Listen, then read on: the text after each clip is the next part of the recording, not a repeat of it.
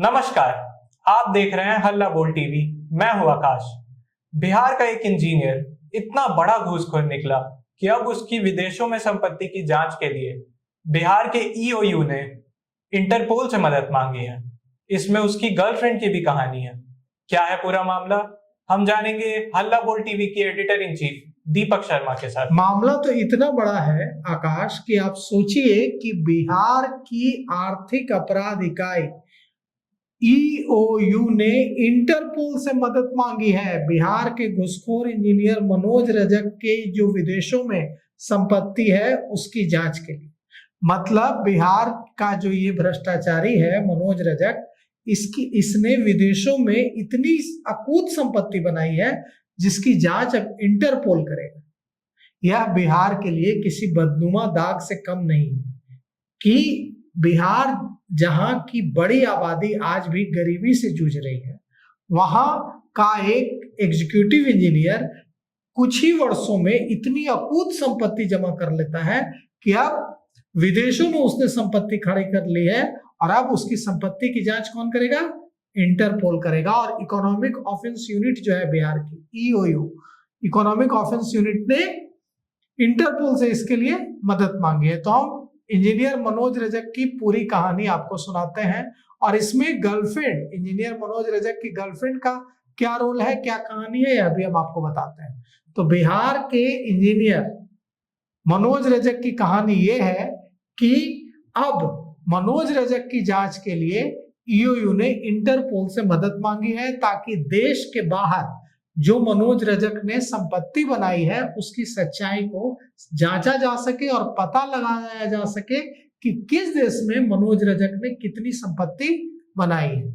आर्थिक अपराध इकाई को सूचना मिली थी कि उत्तर Bihar power distribution company limited में एक इंजीनियर कार्यरत है, नाम है मनोज रजक। उसने आय से कहीं ज्यादा संपत्ति बना ली है, लेकिन इतनी बेशुमार दौलत होगी उसके पास कि वो विदेशों में अपनी गर्लफ्रेंड के लिए बंगला बनाएगा, इसकी जानकारी तो किसी को नहीं थी।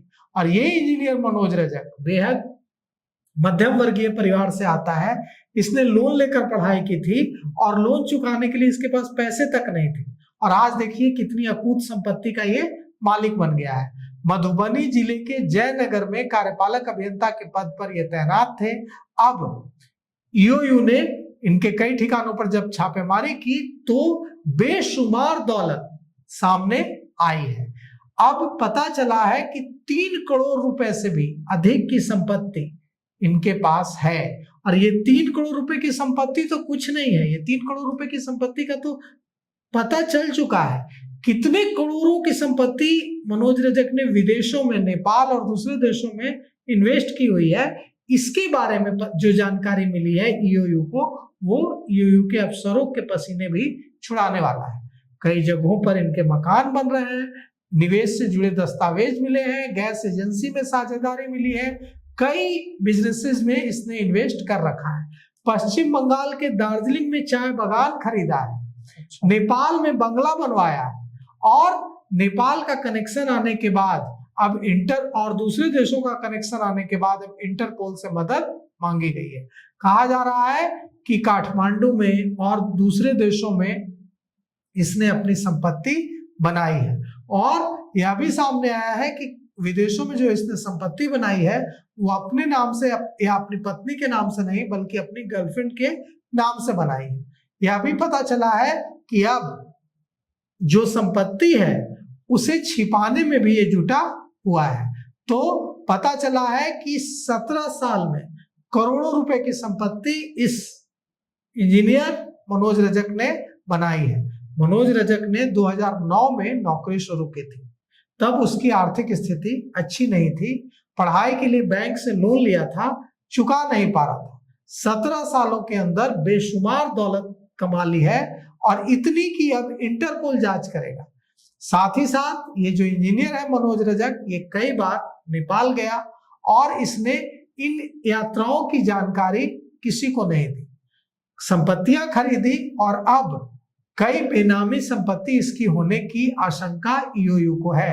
ईओयू अब इस मामले को गहराई से खंगाल रही है और अब यह पता लगाने की कोशिश कर रही है कि इंजीनियर मनोज रजक की पूरी सर्विस हिस्ट्री क्या है, इंजीनियर मनोज रजक कहाँ तैनात रहा है और किन किन सरकारी प्रोजेक्ट्स और फैसलों में इंजीनियर मनोज रजक की भूमिका रही है, कहाँ इसने सरकारी धन का दुरुपयोग किया और कैसे इतनी अकूत संपत्ति बनाई। तो इसके साथ और कौन कौन अफसर और कौन कौन कारोबारी मिले हुए हैं, जो इसके साथ मिले हुए दूसरे अफसर और कारोबारी हैं उनको भी अब दबोचने की कोशिश इकोनॉमिक ऑफेंस यूनिट करेगी।